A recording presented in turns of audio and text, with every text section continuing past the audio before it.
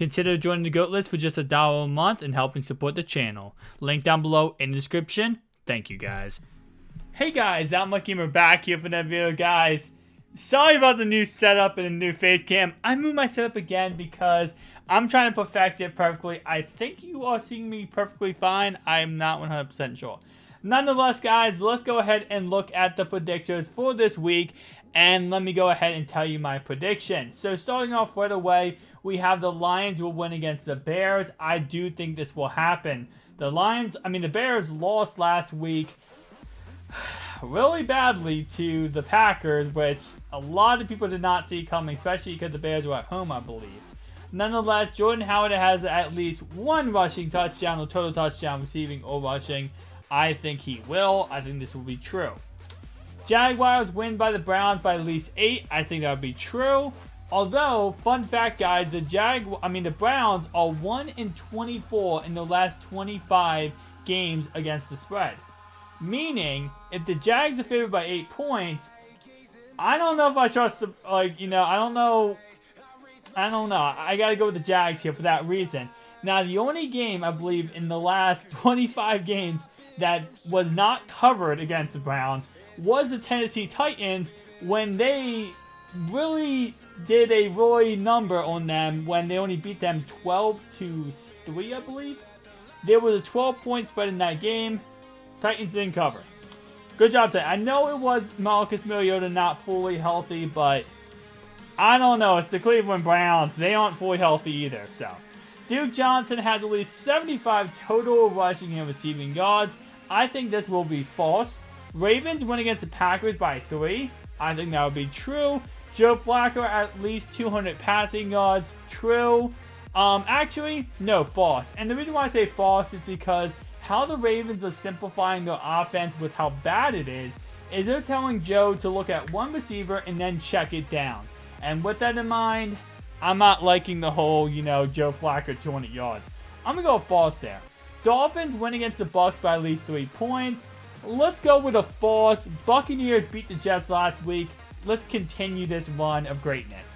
Fitzpatrick, at least 20 pass completions. I'm going to go with true on that one. Next one, Vikings win against the Rams by at least 3 points. This one's going to be tricky. It is in Minnesota. The Rams are on fire of late, and I definitely do not like to go against teams that are just lighting it up. But I think the Vikings can do it. Last week they had a great game against the Washington Redskins, and I know the Deadskins aren't that great, but nonetheless, I think they can do it again, or at least keep this game somewhat close. I'm going to go with true. Vikings win by 3. Adam Thielen at least 90 receiving yards. I'm going to go with true there. Next one, Saints win against the Redskins by at least 8 points. I'm going to go with false, and I know the Saints are amazing right now. They beat the Bills by 37 points. But the one thing the Redskins know how to do is keep games close and keep themselves in it. Last week, you would have thought that would have been a blowout, the Vikings-Redskins game, and it was to a certain extent. The Redskins came back in garbage time at the end of the game and made an 8-point game. So again, just keep in mind the Saints defense, lights out. Their offense, firing on all cylinders. 6 rushing touchdowns last week. The Redskins can't stop the run to save their life. Nonetheless, I do think this will be a high-scoring game, but look for it to be closer than an 8-point final score with the Redskins scoring in garbage time. Drew Brees, 75 passing yards. Drew Brees at home, passing yards, check the box. Next one, Chiefs win against the Giants for at least 11 points. I'm going to go with a giant false here, and the reason why is because the Chiefs have a lot of injuries to deal with. I do think they win this game, but don't be surprised if it's a 3-point game. It's actually really close because a lot of teams, what they do is they play down to the competition. We saw this Steelers versus Colts last week. 10 points spread in that game. Everyone thought Colts, were going to get destroyed by the Steelers. They're going to get destroyed. They didn't because of one main concept. Teams play down to competition. The Chiefs, a lot of injuries, not playing the best. Lost a lot of games lately. Also, they're going to look at the Giants thinking it's an easy win.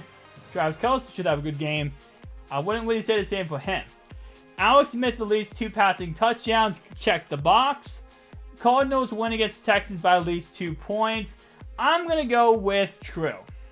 Braxton Miller. Lamar Miller, at least 75 total yards. Give me a true. Chargers win against the Bills by at least 4 points. Guys, Tyrod Taylor is no longer the Bills quarterback. He is going to be benched, and Sean Peterman is going to be the starter. The rookie quarterback is going to be the starter this weekend against the Chargers. Usually the motto with the Bulls is you always take them with points at home. Against a rookie quarterback, that's even nicer. Just keep in mind that Philip Rivers is in the concussion protocol. Monitor that before you go ahead and, 100% if you're going to bet on the Bolts. But nonetheless, Bolts win this one. I say by 7. A rookie quarterback, I don't trust him. If they think Tyrod is the issue in Buffalo, they have a lot more things coming to them because Tyrod's an actual good quarterback. I know there are issues also with they have to pay him next year and they might want to get rid of him to see what they have with the younger quarterback. But nonetheless, Philip Rivers, at least 2 passing touchdowns. Again, this one is kind of interesting, but the good thing about EA, and the one thing I gotta give them props on, is if a player is injured, doesn't play the game, or usually just doesn't suit up, for whatever reason, they usually update the set and make either answer correct. So, if Philip doesn't play, true or false will be correct for this. If he does play, he will have 2 passing touchdowns.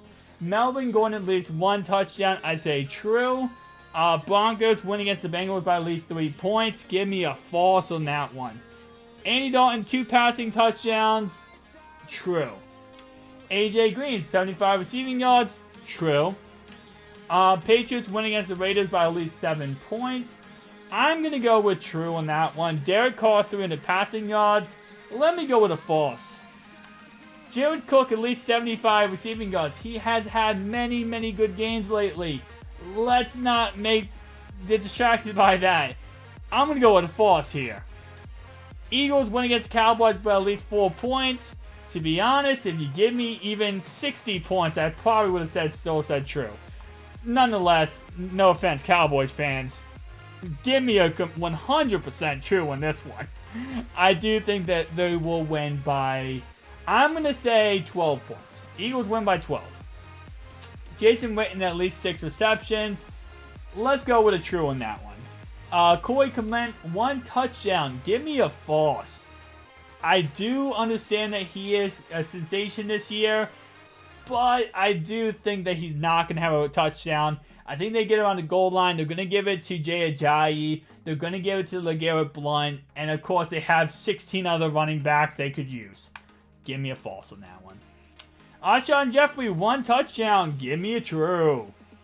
Seahawks win by the Falcons by at least 3. Falcons destroyed and completely annihilated the Cowboys. The Hawks just lose Richard Sherman, Julio Jones, Mohamed Sanu, Taylor Gabriel. But keep in mind, the Falcons all without star running back. I don't know if you can really say star at this point. Like, is he a star? Devontae Freeman, he's a star, right? He's still a star. Nonetheless, he is getting his 2nd concussion of the season. So he is doubtful for this upcoming game. If you play fantasy football, Tevin Coleman, starting running back. Devontae Freeman, bench. He's out for the game. Nonetheless, though, without Freeman, I still think Seattle is going to lose this game. Without Richard Sherman, I know it's 1 player, but Cam Chancellor's hurt, Earl Thomas is out, and now Richard Sherman's down. They picked up Byron Maxwell, they got Jeremy Lane, they got a lot of guys there, but I don't think they're going to be able to win this game. It's kind of weird because I think Falcons win by 1 point. I know it sounds weird, but I think they win by 1 or 2 points. But it says right here, Seahawks win. I'm going to go with a false. Russell Wilson at least 2 passing touchdowns. Give me a true. And finally, Tevin Coleman at least 80 rushing yards. Without Devontae Freeman, let me get a true. Thank you guys for watching. If you enjoyed this video, make sure to like, subscribe to the channel if you're new. And if you like this whole entire new setup, tell me down below, guys. I've been recording with my Mac the last couple days, and it has been awful. So I'm back on my PC. I'm back on recording my PC. Expect face cam. Expect a lot more unique things in these videos because, again, I do have my whole entire PC recording all these videos now, no longer do I have my Mac, as I'm pointing to something you probably can't see. Thank you guys for watching, and also just a little key tip for ending this video. In some of my videos, if I look to my left here when I start the video, it's because this is my OBS and my monitor and everything set up. I should probably just move it over here, right here, so I can see myself a little bit better. But nonetheless, if I look to the left in any kind of way, monitors are right over here.